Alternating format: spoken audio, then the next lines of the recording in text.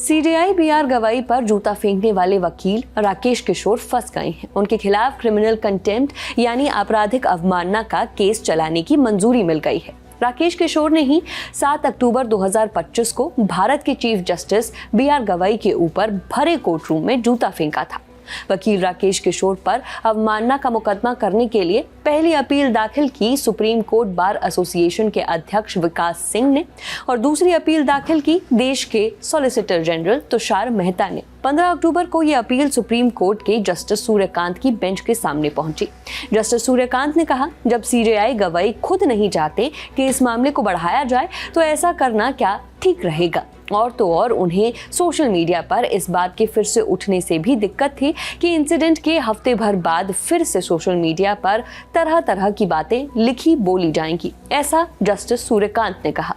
Solicitor general Tushar Mehta ने कहा, criminal contempt लगाना निहायत ही जरूरी है क्योंकि जूता फेंकने वाले राकेश किशोर को किसी भी तरह का गिल्ट नहीं है। वो दर्जन भर इंटरव्यू दे चुके हैं और सभी में अपनी करनी को वो जस्टिफाई करते रहे हैं। इसीलिए जरूरी है कि सजा हो ताकि लोगों में मैसेज आए कि इतने बड़े अपराध के बाद आप खुला नहीं घूम सकते हैं। अब नियम कहते हैं कि किसी के भी खिलाफ अवमानना का मुकदमा चलाने के लिए देश के सबसे बड़े न्यायिक अधिकारी की सहमति चाहिए होती है और सबसे बड़े न्यायिक अधिकारी हुए देश के अटॉर्नी जनरल।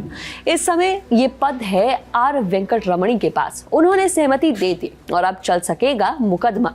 तो ये तय हो गया है कि कोर्ट की दिवाली वेकेशन के बाद राकेश किशोर के खिलाफ केस की शुरुआत होगी। क्रिमिनल कंटेम्प्ट यानी जब कोई अदालत या जज के खिलाफ बुरा बोले, उनका अपमान करे या उनके काम में दखल दे, काम करने से रोकने की कोशिश करे तो उसे क्रिमिनल कंटेम्प्ट यानी अदालत की आपराधिक अवमानना कहा जाता है। इसमें 6 महीने की जेल और 2000 रुपए तक का जुर्माना भरना पड़ सकता है। आपको ध्यान होगा कि 7 अक्टूबर को सुप्रीम कोर्ट के कोर्ट नंबर 1 में हुआ क्या था। घटना के वक्त कोर्ट रूम में मौजूद वकील रविशंकर झा ने बीबीसी से कहा था, घटना के बाद उन्होंने अपना हाथ उठाकर खुद स्वीकार किया कि उन्होंने ही जूता फेंका है। जब सुरक्षा कर्मियों ने राकेश किशोर को हिरासत में लिया तो उन्होंने कहा कि सनातन का अपमान नहीं सहेंगे। सीजेआई की माफी के बाद राकेश किशोर पुलिस हिरासत से छूट गए थे। उसके बाद दिए इंटरव्यू में राकेश किशोर ने कहा कि सीजेआई गवाई ने भगवान विष्णु का अपमान किया है।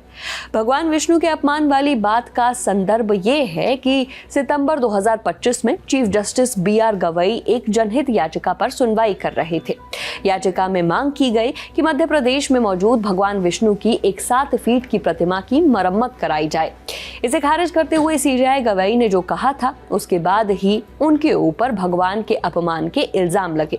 ऐसे में जब राकेश किशोर ने हमला किया तो भी सीजेआई ने धैर्य रखा और पुलिस को कोई भी एक्शन लेने से मना किया और अब चलेगा क्रिमिनल कंटेम्प्ट का मुकदमा। आप अदालत के इस फैसले पर क्या सोचते हैं, हमें कमेंट बॉक्स में जरूर बताएं। ये खबर आपके लिए लिखी है हमारी साथी कनुप्रिया ने। मेरा नाम है नेहा धीमान, कैमरा के पीछे है प्रशांत। देखते रहिए दी ललन टॉप। शुक्रिया।